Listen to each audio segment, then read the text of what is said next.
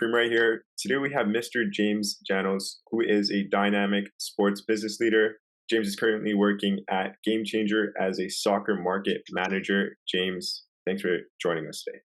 Yeah, I appreciate it, Kareem. Thanks for having me. Looking forward to spending a few minutes and chat with you. Absolutely. So just to tap into GameChanger for the viewers, is covering every youth athlete like a pro. It's a Dick's Sporting Goods company.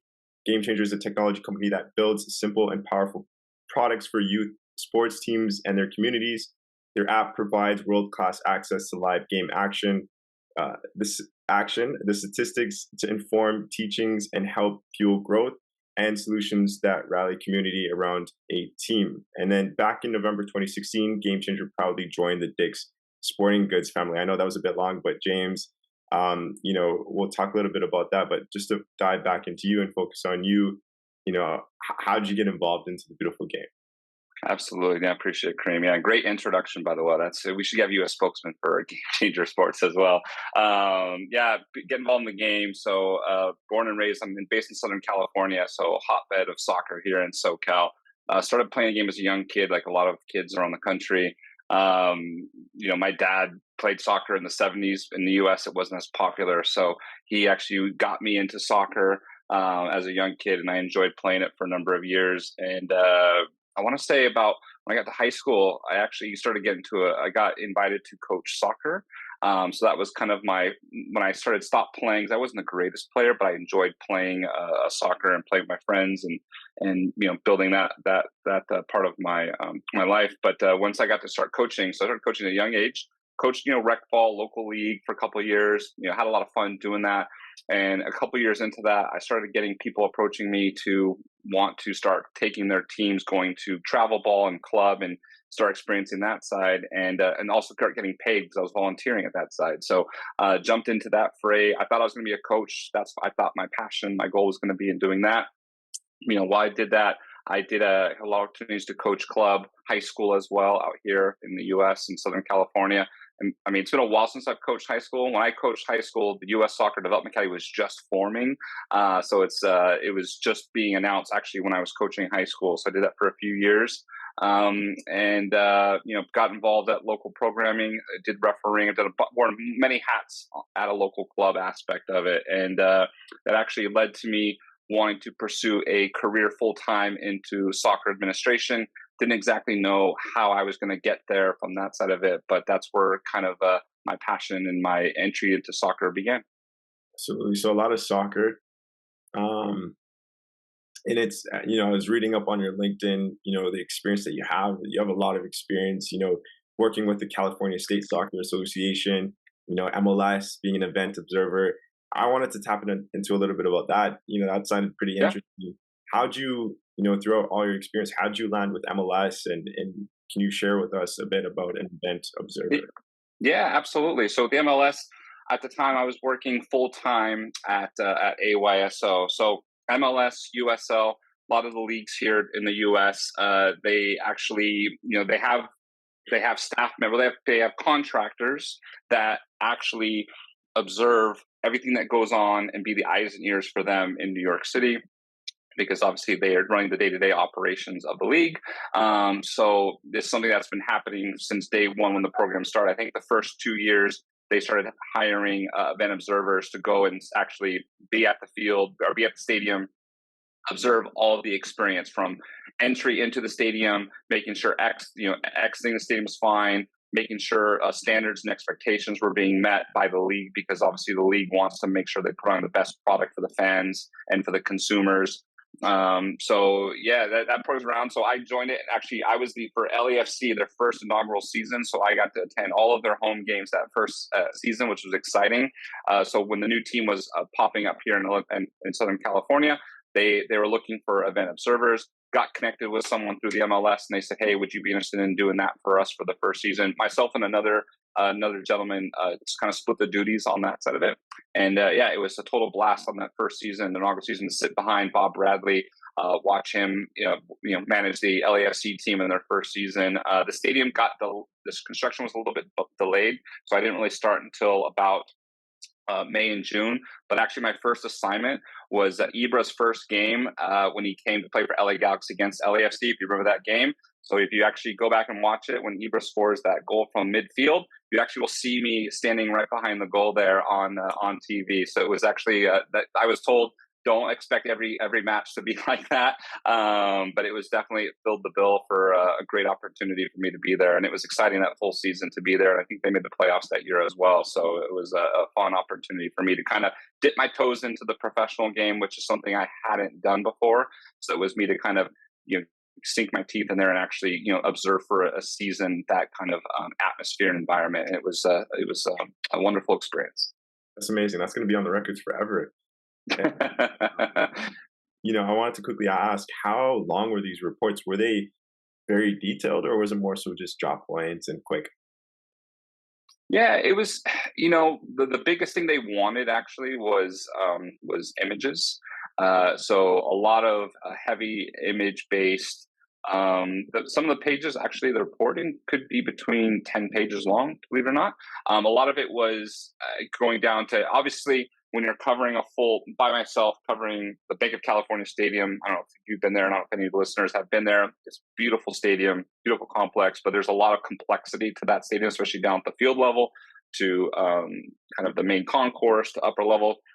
So my job before the game is show a couple hours before, just do a lap around the stadium, kind of check things are out. And actually, they actually would have us check the pitch as well. So the length of the grass, believe it or not, because some teams, believe it or not, want a little advantage. They want to slow the other team down if they're a fast team. So they may grow the grass a little bit longer. So they would want us to go to that detail and sometimes check the grass, make sure it was compliant, making sure also the attacking side wasn't heavily watered down. Because again, if you think about it, if you want to have an advantage, and especially if Galaxy are playing LAFC may throw a little extra water on the attacking side of the field. So I would be documenting that and reporting that to the league offices. So it's almost like a glorified narc if you think about it. But a lot of it was picture based, videos. If I noticed anything that was not compliant from the standards of the MLS, obviously a lot of their heavy partners at the time, the sports drink that was the partner, I don't remember the name of them, making sure players were only drinking from that, so no Gatorade, making sure players were in Adidas attire unless they had their own personal contracts. So every month I would get sent a list of updated contracts for the players, so guys could be wearing their own Nike, Under Armour, Puma, whatever, New Balance, whatever gear they had. But other than that, everyone from officials had to be in Adidas gear, and making sure, again, the standards and expectations were being met and set by the MLS. So yeah, the reports could be a lot of detail, especially if there was a lot of activity going on and things that I noticed that didn't act a part. But for the most part, the games ran pretty smoothly. The one thing I always tell everyone, that interesting thing that I learned being on the professional side, the game is actually dictated by TV. So the start time, TV sets the start time. So if it was an ESPN game, the game is not going to start at 7 o'clock. It's probably going to start at 7:11, 7:12 because ESPN's got to fit their extra commercials in there. So TV will be the one that actually says, all right, let's start the game. And they would whistle down to the guy at midfield who would, point to the referee, say, okay, play on. Whereas normally in the youth game and the college game, the referee is the one that actually starts the game. It's a little unique and different on the professional side. TV gets the full say-so on when the games kick off. Understood. Yeah, that's really interesting. A lot of experience that you got within 1 year at being MLS. I'm interested to know how you got there and why was it, a year seems kind of short, but was it your choice to go or what happened? Yeah, it was just a 1 year assignment to make a little extra money to just kind of dip my toes into that. I've always been one from going back, and I got my master's degree in sports management, take a lot of jobs, take a lot of opportunities, take meetings from people as well, because you never know what it can lead to. Again, when they reached out to me, again, it was just like, what is it they're looking for? What is it? And learning more and asking the right questions. Like at the time, I was working for AYSO full time, and that was my full time gig, and that was the priority for me at the time. And if I go back to when I was getting my master's degree, Cal South State Soccer Association was my first job, my first internship through that program. It's an 18-month accelerated master's sports management program. Cal South was the first place to offer me internship. I worked in the coaching education department, so I got to kind of dip my toes back into the coaching side, which I already had done background from coaching, high school, club, and stuff in Southern California. Once I finished my degree, it was time to get a real job. And I had done various internships working in different sports, college athletics as well. just enhancing my resume, and again, just taking side gigs to figure out, what I wanted to do. Because I always tell people today, I don't really work for a living. I actually get paid to do a passion of mine, which is support and be around the game, and it's an honor to do what I get to do. And same thing with internships. It was an honor for me to get to do various things at the college level, nonprofit side as well, to do those things. And Cal South was my first foray into administration full time. So I did the internship, and then, like I said, when I finished my degree, they offered me a full time job. I just said yes. I had no idea what the role was. I just said yes. I'm ready to work. So I got into work into membership development and working for a state soccer association. You actually wear a lot of different hats. So I got to work on the competitions aside, work on our national cup, state cup, California Regional League. So I got to see a lot of the higher echelon of youth soccer in Southern California and be a part of that experience for a couple of years. And then parlayed that into an opportunity at YSO to build a national club program from Hawaii to New York. And like I said, when I was there, same thing. Always have conversations with people to see what's out there. And when someone from the MLS reached out to me, I'm not going to turn down a conversation. And I always tell young people, take a meeting, informational interview. You never know where it'll lead to. It may not lead to something today, but if you present yourself well, any opportunity, sometime down the road, an opportunity may open up. And that's something that I always take pride in as well. Absolutely. I think there's a lot of experience, knowledge, and value that you provide for our viewers. And for myself, I love to learn. And I think there's a lot for me to learn from you. Your track record is amazing. Moving up to the pyramid, we have the National Club Operation Manager, where you managed and facilitated a 4.5 million, I was about to say billion, excuse me, 4.5 million operating budget, and a whole bunch of other things that you managed and operated day to day. So, and then I guess moving up further is, the director of youth affiliates at AYSO. What does that stand for, James? Yeah, American Youth Soccer Organization. So they're one of the five in the youth soccer out here in the United States. There's 5 national governing bodies under U.S. soccer on the youth side. So if you split up U.S. soccer, you have the youth, the adult, and the pro. Like the pro, you obviously have MLS at the top, USL, NISA, and downward. On the youth side, you have U.S. Club Soccer, U.S. Youth Soccer, AYSO, SAY Soccer, USSSA Soccer. So they're one of the 5 main national governing bodies under U.S. soccer. Got it. So you went from national club operations manager at AYSO, managing and facilitating a 4.5 million budget, and then moving up to director of youth affiliates at AYSO United, managing and direct and facilitating a 45 million annual operation budget. Obviously a significant increase in the budget, but what were the differences? Was it the same? It technically was the same. The budget increased only because our growth, we grew from a lot more. When I first came in, AYSO was making an investment into the travel side. AYSO predominantly has been recreational, grassroots, local soccer for 50 plus years. Hence, they wanted to go into the club realm. I was number 2, the second hire to lead this program. When I started, we had 0 players registered. We didn't have a badge. We didn't have a name for this idea. We had no clubs. We had no locations. And it was build it as fast and quickly as we can. In just a couple of years, we grew from 5 clubs to about 15 clubs. So just organically grew. And when that grew, obviously our business grew, and that propelled me into another opportunity to kind of oversee our affiliates, because our program and our business got so much bigger and expanded from Southern California to our national reach as well, which gave me an opportunity at that point, because since I'd been ingrained at Cal South in Southern California and setting up programming from that side, once we got our SoCal program up and running, I can support and provide more operational support to our programs from Hawaii to Alabama to Michigan to Iowa to Utah, and start supporting them a lot more, especially as we added new programs across the country. So that's how also the budget increased as well, just because of the growth from 0 players. By the time I left last year, it was up to 8,000 players nationally, and also in 29 different locations across the U.S. Like I said, from Hawaii all the way to New Jersey. So definitely provide me an opportunity to travel and actually see the game a little bit more from a different perspective. I will say it's one thing to say, what happens in Southern California is the same in every other market. It technically isn't. And for me to actually go out there and be in Alabama to see, how the kids play out in Alabama, see how the kids play in Michigan, which those kids are tough because they play in 30, 40-degree weather out here in California. I never played in weather like that. So it's a different environment to kind of go in there and see how they play the game and get to know the community, because every community is a little unique and different. And you get to learn the nuances from that side and being actually on the ground and supporting them in their program growth and their build out. Thanks for sharing that, James. I think that's so cool. I mean, you just what I was thinking about was kids training in different types of environments. What you just said, and just visualizing that, I want to experience that myself, hopefully soon. And I think that's so cool. How often did you travel? Yeah, quite a bit actually. I would say once a month I would go out to visit a lot of clubs. Even now with my current job at GameChanger, I'll be traveling a lot coming up here in the next month. So I'm glad we're speaking now, because I'll be in a suitcase pretty much the next kind of 4 weeks. I'll be in Arizona in a couple weeks, then I'll be in Kansas City after that, then I'll be heading to New York after that. So previous role once a month.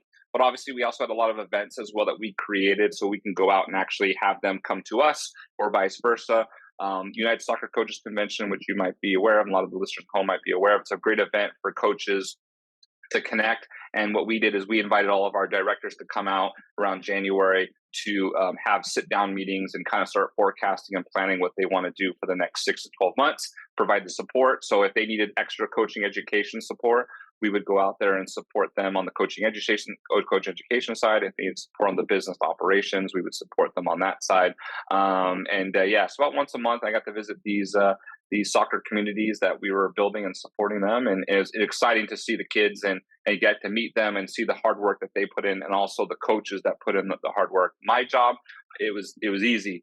The coaches and the players do the hard work. They're the ones that put the sweat and the tears into the actually building it out from that side of it. And grateful for all the work that those guys did out there. Got it. On a personal level, if you don't mind me asking, Yeah. have you invested in any of these companies you mentioned that you were in the beginning stages with the AYSO United? Have you invested, or do you have any ownership? Yeah, great question. No, unfortunately, they're a nonprofit, so there's no investment opportunity there for that side of it. And I wish, because it would be a great opportunity, especially as they grow. Somebody would, but no, they're a nonprofit. A lot of the youth clubs out here in Southern California were originally set up as nonprofits. So it's governed by a board of directors, and it's tax exemptions for them. But it's providing a service to the local communities to provide soccer. So unfortunately, I didn't. But honestly, the indelible relationships that I built, that's exciting for me. And again, I can still call those people that were colleagues of mine now friends, and that's important. And any job or any role that you have within your journey, and that's something I always recommend to anyone, is build those indelible relationships that go far-reaching than just the day-to-day work. Yeah. Yeah, 100%. But saying that, do you have any relations to club owners, and currently still in the MLS, or to clubs in USL and NISA? Yeah, actually, I do. Great question. Yeah, I have quite a few friends that work in the USL side out here here in Southern California, where I'm based out of, Orange County Soccer Club. I know a few of the key executives there. They run a great program out there. They're actually the reigning USL champions as well. Might as well add that. MLS, I know a couple of the people that I reported to still work there. Time to time, we'll check in on them and see how they're doing. Ownership group, I don't know any particular owners directly. But I'm sure I've communicated with a lot of people who've invested into the game as well. But yeah, the professional game, I wouldn't say as much day-to-day opportunities for me, especially in the youth side. But as our app becomes more mainstream in the soccer landscape, the opportunities will be there to build those relationships, and hopefully someday I would love to be an owner of a team. I always tell my wife all the time I would love to own a soccer team, or a sports team in general, because it's pretty cool to say that's your team. Absolutely, yeah, and I think you already have all the knowledge, experience, well, a good bit of it already, so that's pretty cool. And I'd love to one day if it comes, come to your stadium. So speaking that is. Absolutely. Oh, well, that'll be. Well, maybe we'll call it. We'll give you. I'll let you name the stadium. How's that? So maybe we could facilitate something in the future. And then leading towards the top of the pyramid, you're currently now at Game Changer. Why the move? And what is Game Changer? I know I mentioned a little bit, but maybe you could Yep. tell into it more. Absolutely. So why Game Changer? Game Changer is the pinnacle of youth sports technology and sports. It's everywhere. It's not going to go anywhere. It's at the forefront of everyone's daily lives. An opportunity. I've heard of Game Changer previously from some of my contacts that I've met, and obviously Dick's Sporting Goods acquired them in 2016. The company was originally founded in 2009. It was a digital baseball scorekeeping app. If you follow baseball, you've always been one of those pen and paper box scores. That's how you keep stats and keep track of score. Original founder designed an app on your phone. The smartphone started becoming out, especially the iPhone came out in the late 2000s, to develop an idea to just do it based off your phone. For a number of years, the product has grown. We have partnerships with Little League. Our app, if you follow the League World Series, was just being powered to power the League World Series. So it's a pretty huge app that connects athletes and families from around the country and around the world, actually. So 2016, acquired by Dick's Sporting Goods. In 2020, the pandemic actually shifted the company's kind of vision a little bit more, because stats and scorekeeping was always the original idea. But because of the pandemic, we shifted towards a video. This is before I started there, and doing live streaming capabilities. And as technology is even further enhanced, and it will continue to enhance, the opportunity to join a company with 100 plus engineers is something that I always tell people. I work with the smartest people and the best team on a daily basis. I mean, the stuff that our team does is impressive. Like, they can design things that are capable on your watch. They can develop things that are capable on your phone, your iPad. It's a pretty unique opportunity for me to join in there. In the tech space, it's massive. It's a great opportunity for me to dip my toes into that and provide an opportunity. And I will say this: the one thing that really spurred me and gave me validation to jump into the Game Changer world, at a convention I was at, I was wearing my Game Changer shirt. A gentleman walked by. He was in this event in Kansas City, and he's like, "Oh, Game Changer." And I said, "Oh yeah, nice to meet you." And he said, "He's like, I'm actually going to watch my son's game later today because I'm at this event." And I was like, "Oh, where do you live?" He's like, "I live in Boston." I said, "Can I come watch it?" And so I went over to his table, and we were watching his son's indoor a futsal game, believe it or not, from Kansas City. And after the game was over, he was able to call him and text him, say, "I watched your whole game." So that gave me the validation, knowing that our product changes the lives of those fans that can't be there at certain times. And again, you can use our product around the world as long as you have internet, as long as someone can turn a game on. And the one thing about our product that's pretty unique and different to the marketplace, because there's a lot of cameras out there that cost thousands of dollars, you can literally use your cell phone to stream practicing games. Grandma, grandpa, aunt, uncle, parents, they can watch by just someone putting their phone up and stay connected and watch the game that way. And that's a pretty powerful tool. It doesn't really cost anything. It's a free app as well. So watching the live streaming is completely free. So it's not behind paywalls to be able to watch the live stream. And like that gentleman who I met in Kansas City, we were watching his sons along with 12 other people at the time, which blew me away. I thought, wow, there's 12 people taking the time to watch, and a few other people that were with him watching it. But there were 12 people on 12 devices watching an indoor soccer game in January. Yeah, so that's kind of the reason for it. And my job today is to get our product in the hands of more family members and more clubs, more coaches, more players, and a lot of more new features are coming out, opportunities now, and technology is changing the way for scouting as well, especially the youth game now. If you have everything recorded on a phone or like on a streaming service or a device, coaches from around the world can watch directly. They don't have to fly like back they did 20, 30 years ago, have to fly out to actually see a player. And sometimes kids were getting missed out. And there's actually I don't want to go too long on this, but there was an actual story I got to hear a couple years ago. an NFL player, John Dornbos, who's a football player, he's now a magician, but he was telling a story about how he got recruited to play out of college. College coaches were looking at the other players. He was a snapper in football, so no one's there to watch the snapper, right? But what he was able to do was he was able to take video footage back in the 90s of the actual studs of the team and utilize his highlights, chopped it up, and sent it to college coaches to around the country, and that's how he got offered a scholarship. So yeah, our product it's available now on the App Store, on your iOS or Google Play Store, and yeah, parents can start recording their kids' games, practices, and for free, and start creating these highlight clips for their players and start sending them off to college coaches, which is a pretty cool thing without having to like break the bank. And especially in this country where it's very expensive to pay for a lot of technology and services, we provide a free solution for them. So that was the reason why I joined it. And I'm pretty passionate about that as well, to get the opportunity for kids to continue their career. And lastly, to go back and rewatch those highlights just off your cell phone. You want to watch my highlights of playing soccer, Kareem, or anybody else? I don't know. Again, everyone's age is a little different, but for me, I have to go back to my mom's house, go up into the attic, find the VHS player, or find the VHS, find a VHS player, pop it in there, and make sure that it has been re-recorded over to watch my soccer highlights. Now, you just watch it straight from your cell phone. So technology is here to stay, and it's taking over the youth sports market. Yeah, very powerful tool. I wish I had that growing up playing soccer. Videotaping was exclusive back then. It was more, Sure. it wasn't as important as it is now and accessible. So that's amazing to have for the next gen growing up right now. I think it's a very powerful tool. Where can the viewers find this product and service? I'll have everything down in the description below. Absolutely. Yeah. So you can find it on Apple Store or your Google Play Store if you're on an Android device. It's on GameChanger Sports. It's a green app. We actually have two. Our old legacy app that I mentioned a few minutes earlier, that's still there, but you're going to want to do the green, the new one. That gives you the video streaming, the stats, and the scorekeeping directly right on the palm of your hand there, and you can start utilizing it today. Just need to sign up with an email and password. No credit card needed. You can start streaming and start staying connected there.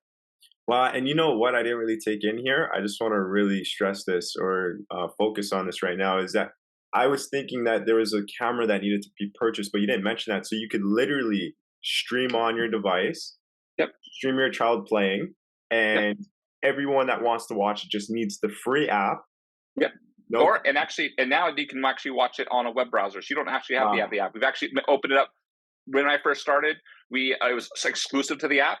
A lot of feedback from our users. We have about 7 million kids that use our app in the U.S., so it's a pretty huge app. Baseball and softball are primarily. Soccer, we're getting up there. We've currently right now about 40,000 soccer teams since February 1st. We'll probably have 70,000 soccer teams. But yeah, just as of a couple months ago, you can actually watch it on a Google Chrome, your web browser as well, as long as you have the link to the game. And you can watch it for free live. So all it takes is someone to just put their phone up, willing to give up their phone for 45 minutes or an hour, which sometimes people don't want to give up their phone. But you can literally do this. People can watch it, and it's completely free. That is powerful. Do you guys have any partnerships with any soccer organizations, in like USL or NISA in the professional leagues? Not yet, not on the professional side or at that side. We're attacking the youth market first. We're actually just closed a partnership with a college out here in Southern California. I'm a part of Irvine Valley College, our local college out here. I actually went out last week, helped stream their men's game for them. Their coach absolutely loved it. He's like, this is great. Same thing like I was talking about the story about kids getting opportunities to play at another college. He can utilize this for free. Start having those players create highlight clips and send it to their next venture wherever they want to go. So Understood. Do you guys do sponsorships? We do. We are open to sponsorships and partnerships as well. For anyone that's in the soccer business looking at opportunities, definitely, please contact me. I'm always happy to have an opportunity to have a call. And we can definitely have a call with someone that's open to sponsorships or partnerships. Absolutely. Do you want people to be directed to your LinkedIn, or do you want to? Yeah. LinkedIn, Twitter as well. James at GC. You can tweet me, reach out to me there as well. Email james.janos@gc.com. If you do a Google, there's not many James Janoses in the world. I guarantee you that. So if you do a search on me, you'll find me online, and I'm happy to connect with anyone that's looking to also for young students and young people looking to get involved in the soccer business full time, I do on the side help mentor students as well that want to get a career in sports. It doesn't have to be soccer specific; it can be other sports. Since I have some experiences there as well, and help guide them and connect with them on that side of it as well. Amazing opportunity right there, right now. Take action. If there's anybody that's watching us um, that wants to get involved, please connect with James. And the reason why I asked about the sponsorship is, I'll mention it offline, but I wrote a book, soccer specific book, um, for the youth, the next generation. So I think we provide that space, so we could maybe do something and Absolutely. partnerships. And then I guess I apologize for the time setup. I don't have a plan with Zoom, so they're trying to kick us out. So I'll lead towards the end. It's 5 fun questions, Sure. speed questions. The first I'll one go is, quick. what's your favorite sport to watch? Favorite sport to watch? Oh, great question. I'm actually a sports junkie. I'll watch anything. I do have a 1 year old now, so my sports viewing habits are a lot less because Coco Melon takes over the TV a lot now. If you had to choose one sport to watch, all the time, which sport would it be? Probably soccer at the highest level, Premier League, international soccer. It's always great to watch, especially the World Cup coming up here in a few months. Oh yeah, that's going to be huge, huge. Next 4 years. Who's your favorite team to watch in the Premier League? Favorite team to watch in the Premier League? Oof, great question. I really don't have one. I was a couple years ago fortunate to see Liverpool Arsenal, and I was blown away with that experience. It was at Arsenal at Emirates, but yeah, both those clubs they provide another their rival clubs there, so I can't pick. I'll just pick one. I'll just pick high quality football. I like to watch good quality soccer and good quality football, so I'll leave it at that. Absolutely. Do you have a favorite player? Favorite player all time? All time. All time. Oh my goodness, that's a great question. Oof, I don't have one. Actually, I would never say I have a favorite one that I emulated myself on. So no, I don't. I don't actually don't have one. You caught me off guard on that one. Sorry about that, Kareem. No worries. Favorite food? Favorite food? I would say probably a pizza. I always can go eat a pizza, especially I can eat it cold, hot, whatever. Just a nice pizza always sounds good. And the last one, favorite artist musically? Favorite artist musically? I share a birthday, not the same year, but Michael Jackson. We were born on the same day, August 29th. So as a kid, I used to love Michael Jackson. So I'll go with Michael Jackson. Some of the hits that he had was amazing.